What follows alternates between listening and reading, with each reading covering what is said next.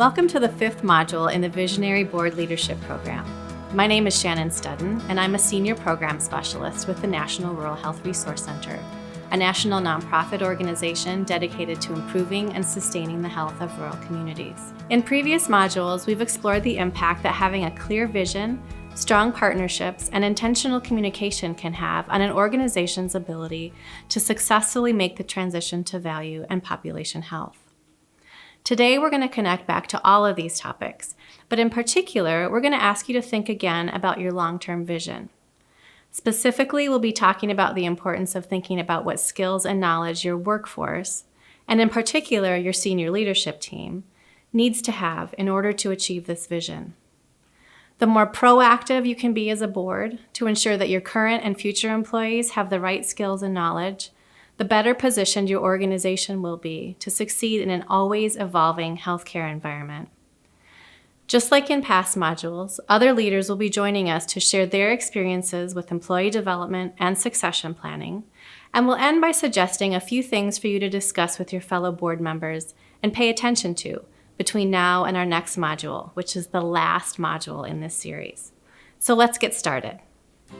If you learned today that your CEO was leaving to take another job, do you know what you would do to fill his or her shoes? If so, you're in a better position than many hospitals.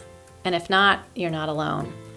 Either way, this module may give you some things to think about when it comes to succession planning in your organization. Succession planning is the process of proactively preparing for continuity and growth when leaders leave the organization. Although CEO succession planning is considered a core function of boards, an American Hospital Association survey conducted in 2018 found that 50% of the boards of freestanding hospitals and 24% of hospital system boards had no CEO succession plan in place. Why does this matter?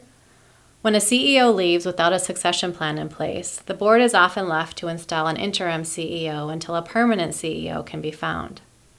The uncertainty felt by employees and providers during this interim time can result in increased turnover throughout the organization and can ultimately affect quality of care and the financial health of the facility. In addition, strategic planning and major projects can lose momentum if they're put on hold until the new CEO is in place and can incorporate his or her vision into the strategic plan. Because it can take between 6 and 12 months to recruit and hire a new CEO, often at significant cost for a recruiting firm's services, this is a lot of time for an organization to be in waiting mode.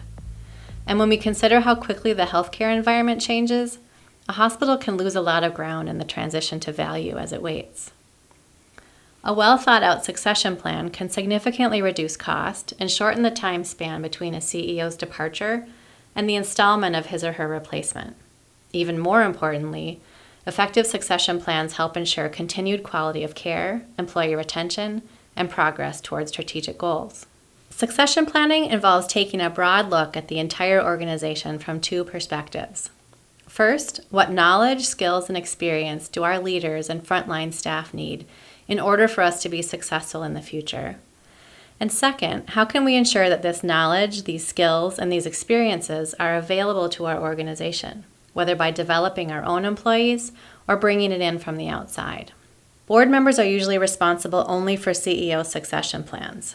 However, because a board sets direction for the entire organization, board members can promote organization-wide succession planning by including it in your strategic planning discussions. In their book, The Heart of Leadership, Inspiration and Practical Guidance for Transforming Your Healthcare Organization, the authors recommend these reflection questions to help board members begin to think about succession planning. What systems are in place to develop the next generation of leaders? How effective is that system, and how do you know? Are we tapping non-traditional and diverse backgrounds in our development? And are any individuals within the organization ready to be the next CEO? Systems and processes for developing leaders include things like annual talent reviews, where the current pool of employees is discussed to identify anyone potentially ready to move up, and areas of growth for each of them. Individualized development plans created for each leader and employees who are developing into leaders, outlining their learning plan for the upcoming year. And cross-functional assignments to help potential leaders broaden their view of the organization as a whole, give them an opportunity to learn new skills, and promote systems thinking. As you look at the board's role in developing employees, we approach that from an empowerment of the CEO aspect, and that's allowing that CEO to do their job. I certainly, as a board member, want to know what's going on at the hospital, but I have no desire to manage it, and it's not my place to do that. And so those things are essential in being able to do that. But I think the CEO has to provide, an environment where that employees do feel the ability to grow and to do new things and to try new things. The board, I think, has to have some flexibility in allowing the CEO to do their job and not manage the employees themselves. That's just not what we do. Our board and I am very interested in education and in anybody that wants to advance. I want to help them advance, even if that means they're moving out of our organization. And we hope that doesn't happen, but we certainly want people to accomplish and meet professional and personal goals. And so we have conversations about that.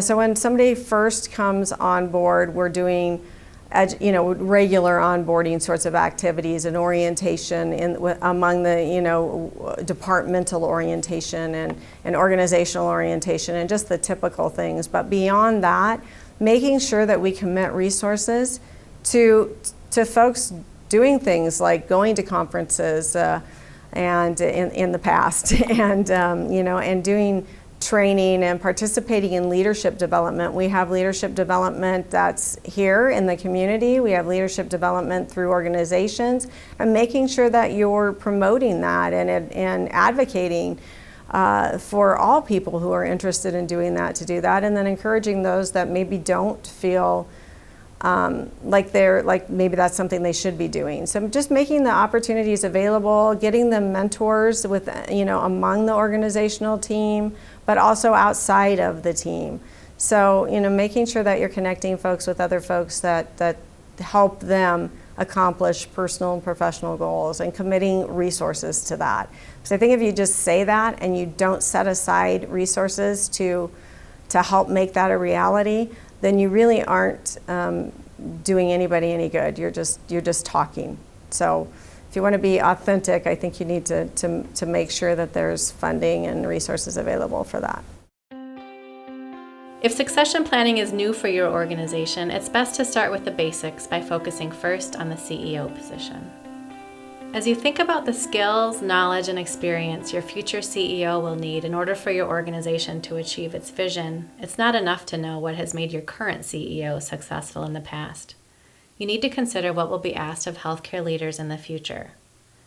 In fact, much of what we've been talking about in this program are skills that are critical for healthcare leaders in this rapidly changing environment. Things like understanding the transition to value, systems thinking, visionary leadership, and effective communication. And because of the trend toward partnerships that support value-based care, another key skill is collaborative leadership. This means that the CEOs of the future need to be able to bring diverse partners together to achieve common goals without having formal authority over them.